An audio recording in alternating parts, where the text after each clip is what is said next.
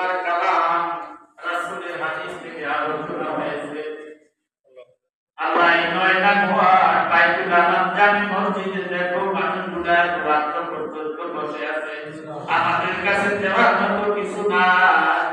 তোমার কাছে দাবি করি আল্লাহ বিনিময়ে তুমি আমাদের জিন্দেগির গুনাহ মাফ করে দাও। আমিন। তুমি যদি মাফ না করো বান্দারে বলো তোমার বান্দা যাবে কার কাছে, বলো তোমার বান্দা যাবে। ইয়া আল্লাহ ইয়া রাব্বাল আলামিন মাবুদ তওবা করে আবার তওবা ভাঙি, আবার তওবা করে আবার তওবা ভাঙি, অবশেষে খাঁটি তওবা করলাম। তওবা করে আবার তওবা ভাঙিলাম,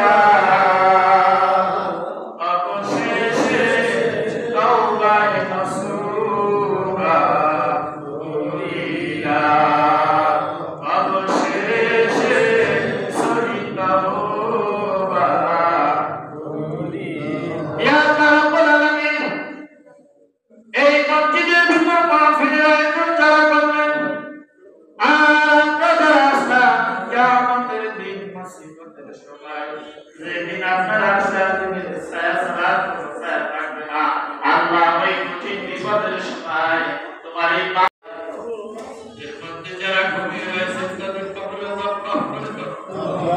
মসজিদের সামনে যে সমস্ত বাড়িঘর রয়েছে, মসজিদের পিছনে ডানে বামে যত বাড়িঘর রয়েছে এর থেকে যারা ঘুম চলে গেছে, আল্লাহ তাদের কবরের আযাব তুমি মাফ করে দাও।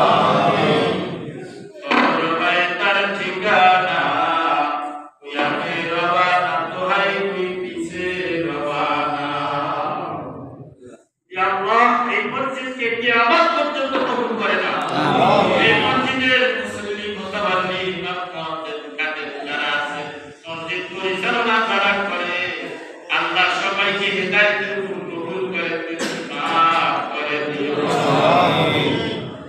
আল্লাহ আমাদের দোয়াকে মঞ্জুর করে দিও। আল্লাহ আজকের মাহফিলকে কবুল করে দিও। যারা এই মসজিদে মুবারকে দান সাদকা করে, আল্লাহ সকলের দান কবুল করে দিও।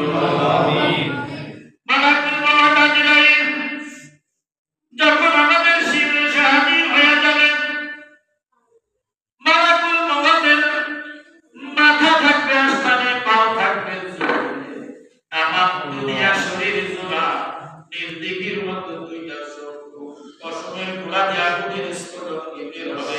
ওই অবস্থায় যখন নাহাবার মানের দিকে একবার তাকাবে, 360টা মোকামের মধ্যে রূহটা সরসর শুরু করেছে, রূহ দ্বার বাহির হইতে চাইবে না।